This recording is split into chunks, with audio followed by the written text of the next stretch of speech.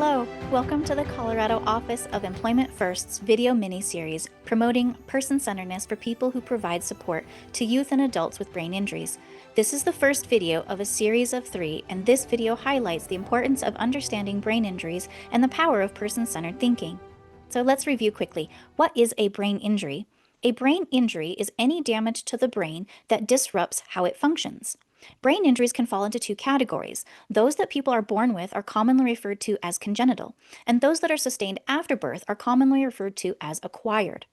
Brain injuries are also classified as either traumatic or non-traumatic. Traumatic brain injuries, or TBIs, are often the result of an external blow or hit to the head that can include penetration of the skull or not. Non-traumatic brain injuries are often the result of a lack of oxygen to the brain. Some examples of a traumatic brain injury include those sustained from traffic accidents, a fall, sports-related injuries, or by being struck in the head. Some examples of non-traumatic brain injuries, or NTBIs, are often the result of a stroke, suffocation, or drowning. For people that have a traumatic brain injury, there is a similar need for rehabilitation, support, and person-centered planning. Not all brain injuries are the same. A mild traumatic brain injury is when there is a temporary loss of consciousness that lasts up to 30 minutes. They classify a moderate traumatic brain injury as the loss of consciousness that lasts between 30 minutes and up to 24 hours. Whereas a severe traumatic brain injury is when the loss of consciousness lasts more than 24 hours or is combined with other signs and indications of a serious or significant brain injury. So, why is this important to know? Some people make a full recovery, others, however, may have long-term or even life-threatening effects. Let's review a few facts from the Brain Injury Association of Colorado. Did you know that there are more than 500,000 Coloradans that have a brain injury and are currently living with a disability? Also, every year there are more than 400,000 youth that are treated for a brain injury in emergency rooms. Being aware and understanding how to provide best supports is important because anyone at any time could acquire a brain injury. Did you know that every 40 seconds someone in the United States has a stroke? Being informed can help you and those you care about. So this is why it's important to be informed and understand the power of implementing person-centered practices for supporting people who have any form of brain injury. Every brain injury is unique, and person-centered practices honor each person's strengths, preferences, and recovery path. It helps to build trust and motivation by focusing on what's important to and for the person, and not just on the medical or services that they need. It's about empowering people with brain injury to pursue a life they want, including meaningful and fulfilling employment on their own terms. Person-centered practices focuses not just on the now, but the future too. Utilizing these practices helps to promote meaningful employment by matching interests, skills, and support needs to the right job and environment. So this is why we are promoting that everyone should get trained in person-centered thinking. This internationally known and developed curriculum ensures that people remain in control over their life and live the life they choose. The model used for person-centered thinking underlies and guides respectful listening, which leads to respectful action. It supports people in having the positive control over their life, guiding them toward a desired and satisfying life. And beyond that, it helps people to be recognized and valued for the contributions that they have, both now and in the future, to their communities, and that they're supported by a web of relationships, both people that are paid to be there, but also natural and friends out within their communities. The implementation of person-centered practices involves a set of promises. The first being that we promise to listen. We don't judge. We are here to learn. The second being that we promise to act on what we hear. We will create a support plan that helps target short-term and long-term goals. And lastly, we promise to be honest and communicate often about how things are going. The person-centered thinking model is designed with 11 skills that fall into 3 categories aimed at helping to ensure that we are listening and learning and acting on what we learn so that we have better outcomes.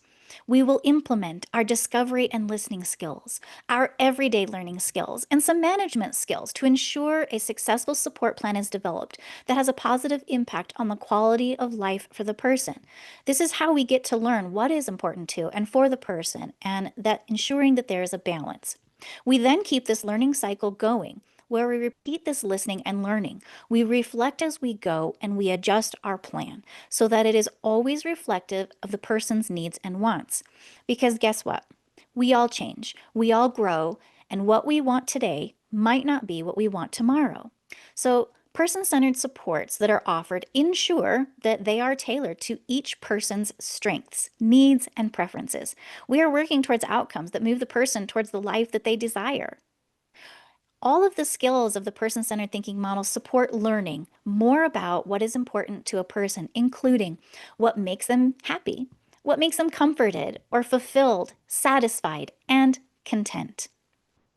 Additionally, as we continue this support, we learn what is important for the person. These are things like issues of their health, including like the prevention, treatment, and promotion of their wellness based on their individualized health needs. It also includes their safety, not just within their environment, but their overall well-being and ensuring that they are also free from fear. And of course, it's also important for them that they're valued, to feel valued and be a contributing member of their community, whether that's at work, school, or other places. All people should have what is both important to them and for them in their life.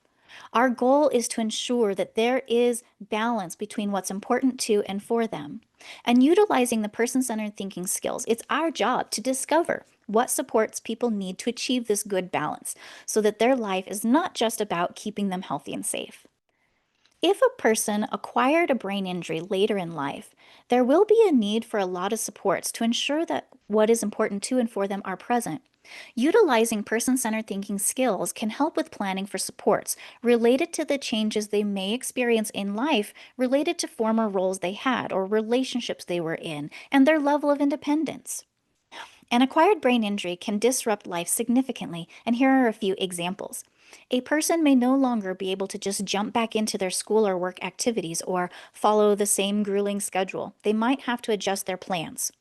Their level of independence with their daily tasks might change, and they now need others to help. They might experience changes to their memory, speech, and balance and coordination. They might have friends or family members who pull away or become distant due to a misunderstanding of their brain injury. But through learning the model, person-centered thinking tools can help. For example, using rituals and routines ensures that daily activities account for new routines, fatigue cycles, as well as physical and emotional needs.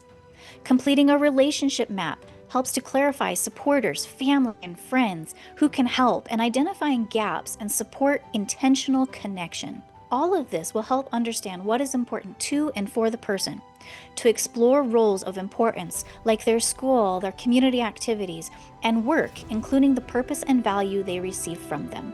All of us want to live where we are supported by and contribute to our communities, and that is no different for any person recovering from a brain injury or living with a disability.